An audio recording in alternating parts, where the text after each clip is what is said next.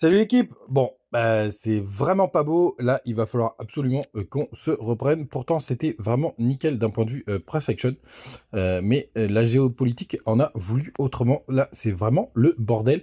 On va parler de ça ce matin. C'est parti. Le BTC, 104 000 $, il perd 3%. Ether qui se fait défoncer, qui perd 9%. On est à 2500 $. Missile Sol, lui, il monte à 10%. Quasiment de retracement. C'est comme suit d'ailleurs. Link aussi. Léo, il est seul dans le vert, 1,2%. Avax qui se fait défoncer aussi à 10%. Bref, c'est vraiment rouge ce matin. On a PP qui se fait éclater, lui, 14,3%. Qu'est-ce qu'on a d'autre? APT qui perd 10%. Et bah, aujourd'hui, c'est Gito Sol qui perd 9,6%, qui est 50e. Je le connais pas celui-là, enfin, sauf si c'est le Gito classique.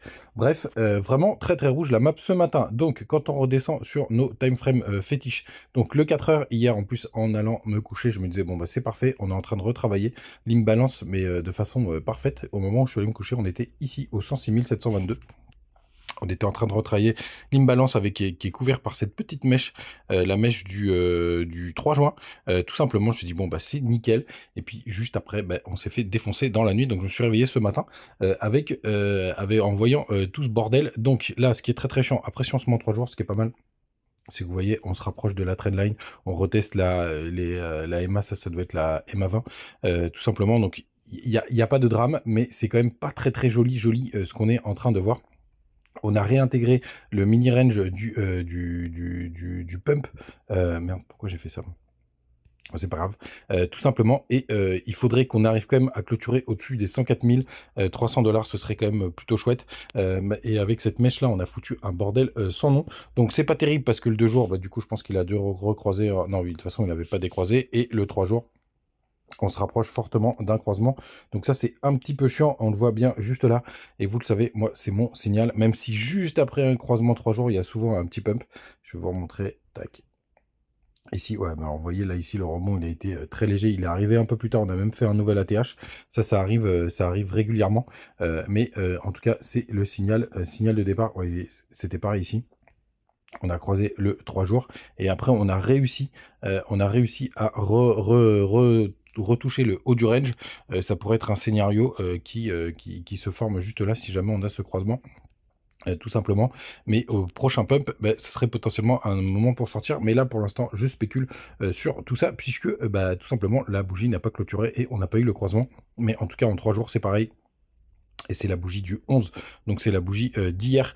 On a jusqu'à demain, il faudrait aussi, pareil, qu'on soit au-dessus des 105 500 $. Donc vraiment très très moche. Donc qu'est-ce qui s'est passé? Bien évidemment, parce que la macro on a voulu autrement. Dans la nuit, il y a Israël qui a lancé des frappes sur des sites nucléaires iraniens. Il y a Donald Trump qui a confirmé qu'il pouvait, enfin pour le coup, qu'on était en état de guerre. Là, je reviens sur le fameux tweet d'Aberkan qui disait il se passe quelque chose puisqu'on a une hausse des commandes de pizza, de l'indice pizza, des commandes de bouffe autour du Pentagone. Ben, on voit que tout simplement, bah, ça n'a pas loupé.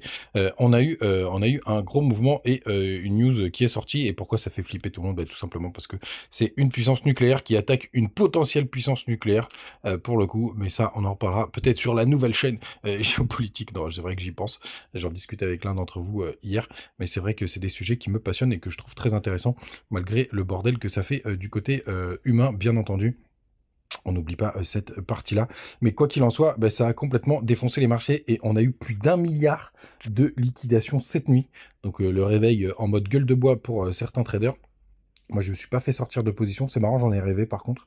Que j'ai rêvé que le BTC tapait les 85 000 $. Cette nuit, c'est marrant. Bon, heureusement, on n'en est pas à ces niveaux-là. Mais en tout cas, les fundings sont très très bas. Donc ça, à la limite, c'est plutôt une bonne nouvelle, hein. On a même des fundings négatifs du côté d'ETH. Des funded hyper bas, il n'y en a pas tant que ça. Par contre, on a donc 1,14 milliard de liquidation. Évidemment, le milliard, il est sur les longues, hein. On le voit ici dans les 24 heures. D'ailleurs, ça s'est fait dans les 12 et dans les 12 dernières heures. La majorité des liquidations, vous voyez, 900 millions dans les 12 dernières heures. C'est quand même une grosse gifle dans la gueule des traders. On a le Crypto Fear and Greed qui est sur le neutral. Tiens, d'ailleurs, je crois qu'il y avait un mec qui avait pris une position énorme du côté du BTC du côté de Hyper Liquid. Je crois qu'il avait une liquidation à 102 000. Il doit être content, il doit être content ce mec-là. J'ai vu passer ça sur Twitter hier. 2,09 millions de bitcoins sur les échangeurs, donc c'est plutôt pas mal. Alors, malgré toutes ces informations géopolitiques, ce qui est marrant quand même, c'est qu'il y a cet indicateur qui fonctionne quand même hyper bien, puisque à chaque fois qu'on a tapé, la trendline là, du SDT dominance, on a toujours trouvé un top sur le BTC. Et là, ça, je vous l'ai montré dans la vidéo d'hier. Là, ça n'a pas loupé. On l'a tapé hier et paf, un top. Donc, bien évidemment, il y a pour moi la macro quand même qui a joué. Mais c'est quand même intéressant de le noter, même si malgré tout, je reste toujours boule pour ce mois de juin. Force est de constater qu'on peut se faire laminer par la macro. Du côté de la Bitcoin dominance, alors là, c'est le bordel, hein. Évidemment, on a BTC qui reprend du poil de la bête, qui fait des nouveaux plus hauts par rapport au dernier jour, hein, pas par rapport à son ATH récent qui était au 65. Là, on est remonté au-dessus des 64, on est en train de frôler les 65, on les a peut-être touchés d'ailleurs. Regardez ça. Ouais, non, ça a arrêté un petit peu avant. Mais vraiment, là, c'est vraiment... Enfin, pour le coup, là, c'est vraiment dégueulasse qu'on est en train de voir.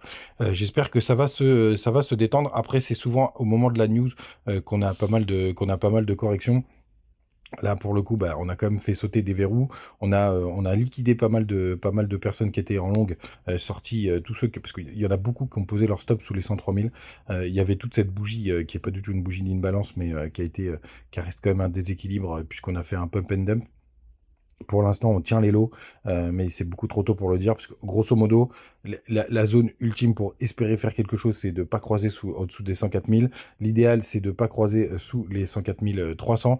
Et quand on prend, par exemple, la bougie 3 jours, ce serait bien de reprendre très rapidement les 105 000 $.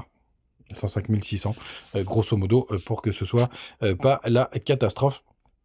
Évidemment, dans tout ça, on a Ether qui se fait défoncer. Donc, mon trade est repassé, allez, presque à BE, on va dire, par rapport à mon point d'entrée. Ce qui est intéressant de noter, c'est tout simplement qu'on est resté dans le range. Alors, ce qui fait chier, c'est que là, on a eu un pump qui est venu chercher la liquidité. Et là, on réintègre le range. Franchement, c'est pas très bullish.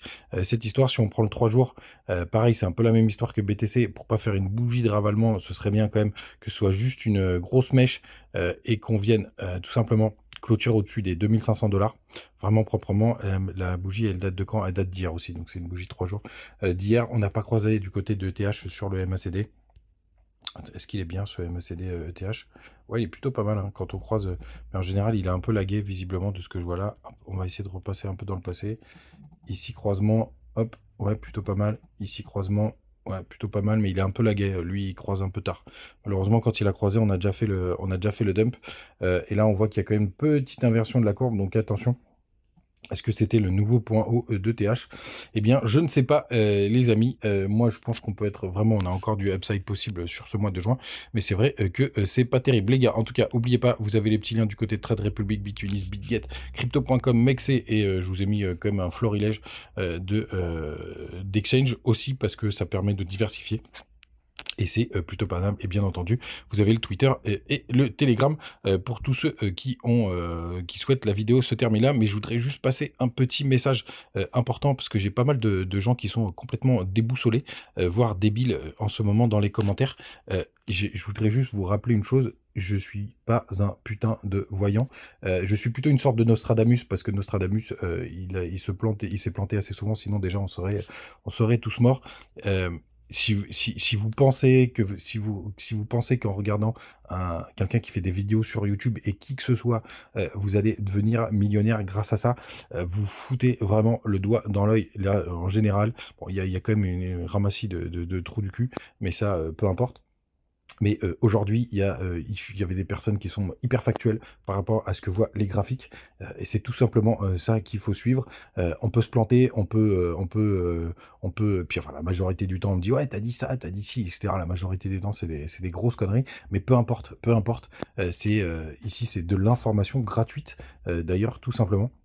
C'est pour ça d'ailleurs qu'il y a les liens d'affiliation pour faire vivre les chaînes. Mais vraiment, si vous vous attendez à avoir quelqu'un qui va vous donner les numéros gagnants de l'euro-million, d'ailleurs, pour la petite histoire, là, il y a 250 millions à gagner. Moi, j'ai demandé à Grok les chiffres de l'euro-million pour jouer avec mes potes, tout simplement. Mais si vous pensez vraiment que sur des chaînes YouTube, vous allez devenir millionnaire grâce à ça, vous foutez le doigt dans l'œil, tout simplement. Et si vous suivez des mecs qui sont depuis, ça c'est un autre petit message que je voulais passer, si vous suivez des mecs qui sont dans la crypto avant 2017 et qui sont pas millionnaires, désabonnez-vous, c'est des grosses baltringues, parce que si tu es dans le marché crypto avant 2017 et là aujourd'hui t'es pas millionnaire, c'est que vraiment t'es nul, tout simplement. Je voulais aussi vous le dire, tout simplement. Et pour tous les autres qui sont factuels, qui envoient des messages en comprenant ce qui se passe du côté géopolitique, qui comprend que les graphiques, ça donne des pistes pour être et pour espérer être meilleur que le marché, eh ben, tout simplement, gros big up à eux. Et ce sont les plus nombreux d'ailleurs et qui savent très bien que si qui comprennent que si Israël attaque l'Iran, enfin bref, peu importe l'œuf ou la poule qui a attaqué le premier, bah, c'est pas à cause de ça que Cryptopsy dit des conneries. On subit tous les marchés, c'est pas drôle, mais moi je le prends avec beaucoup de recul. Vous le savez ici, c'est la Porsche ou la rue. Et quand c'est la Porsche ou la rue, bah, tout simplement, moi j'en ai rien à foutre que mon wallet il passe à zéro. Évidemment, ça va me faire chier. Mais le plus important, bah, c'est surtout que moi je suis là pour la Porsche. Ou sinon, bah, je continuerai à bosser tous les matins comme la majorité. D'où tous ceux qui me follow. Passez une bonne journée les gars, on se retrouve demain. Ciao.